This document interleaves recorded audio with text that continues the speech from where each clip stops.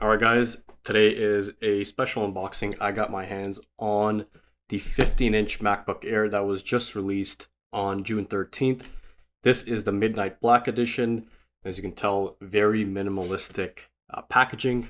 And here you have the MacBook Air logo. So this is the base model. We'll get into more of the specs.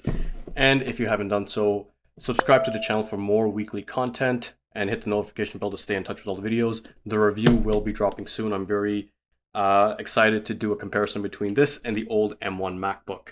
But let's get straight into the unboxing. First of all, like I said, typical Apple boxing, super minimalistic. You have the MacBook Air and just the Apple logo. And on the back, we have more of the specs. It's a 15-inch with the 8 gigabytes of unified memory and 256 gigabyte SSD. This is the most readily available model, base model, so no upgrading in this one here. And let's get straight into the unboxing here.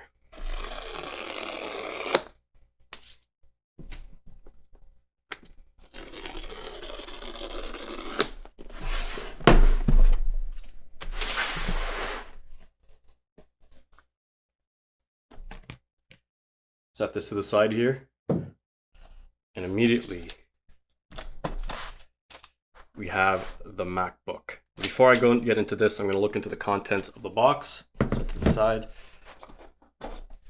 Here we have the MagSafe connector, which is a great plus from the older MacBooks. The M1s did not have this. They have the USB-C connection. This is MagSafe. So back in the day, Apple had this great technology where if you were to trip over a wire, it would automatically disconnect without having your laptop fall over. I'm really happy to see this back. And this is a interesting cable. It's almost threaded, not the typical plastic that Apple's used to, and this looks a little bit more durable.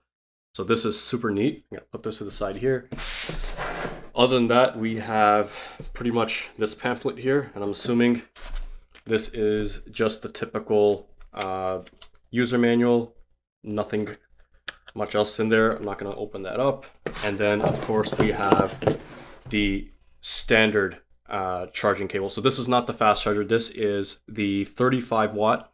I believe you can get an upgrade, but that does cost money to do so. And the really cool thing is it now has 2 charging ports for USB-C. So this is a big plus from the old charging port. So I'm going to set this stuff to the side.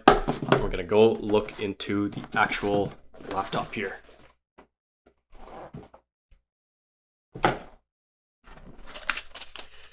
So here it is. Take this off.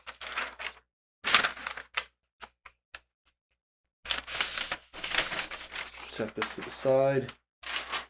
And this is the MacBook Air. And you can almost immediately tell right there, this is going to be a fingerprint magnet, especially with the darker colors. The lighter colors pretty much blend in right away. But looking at the sides here, you have the MagSafe connector. So this is how you power. This is a USB-C, 2 of them on this side, and then you do have a headphone jack on the other side. So I'm really happy that Apple decided to stick with the headphone and not go completely Bluetooth.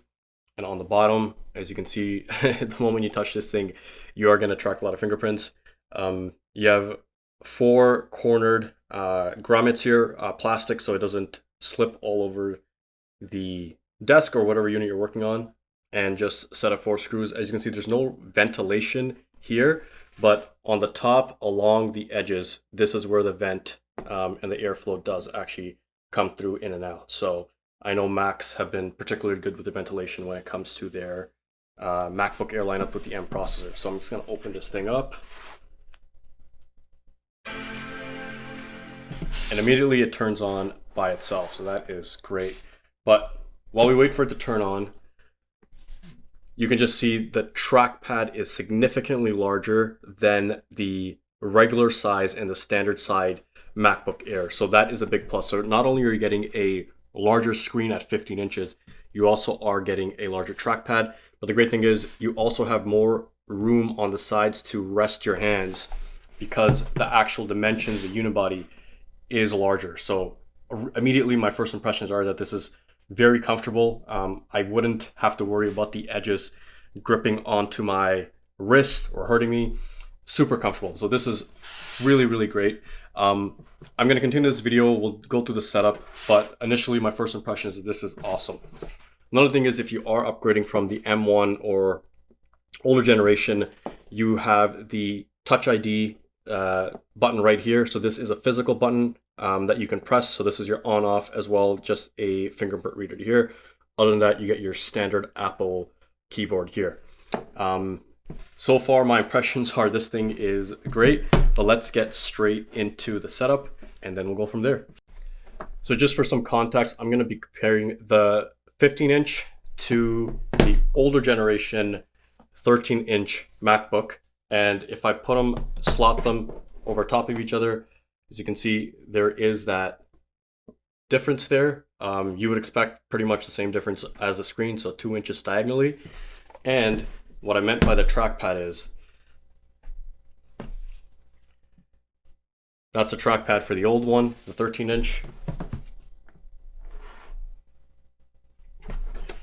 And this is the trackpad. So I'm going to try and do a... To use English as the main language, press the return key. Thanks, Siri.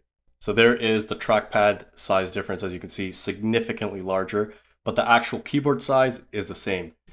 The other great thing is, from the older generation, the bezels on the MacBook are not as apparent as the ones on the 13-inch. So slightly shorter bezels. And the one thing you guys are going to notice immediately is that this notch. So the M2 Air, whether it's 13-inch or 15-inch, that design is identical. It's just the screen size is different. So that's that for a really brief comparison there. So let's finally get this thing set up and we'll go from there.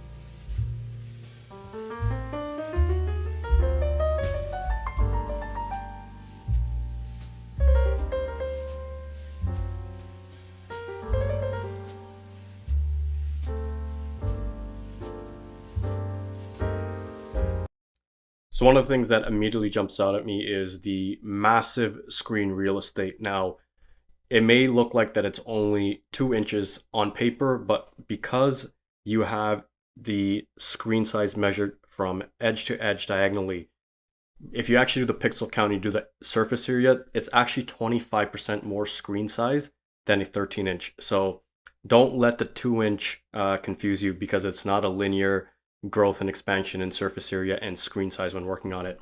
Other than that, my initial impressions is that I have so much more room to work with than I typically do.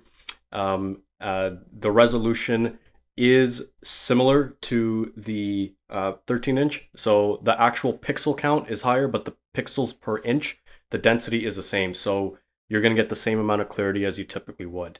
Other than that, I am going to load up all my MacBook apps onto this computer. I'm going to be working on this thing for the next 2 weeks. I'm going to do a full comparison between the 13-inch M1, because the M1 still seems to be a very popular option.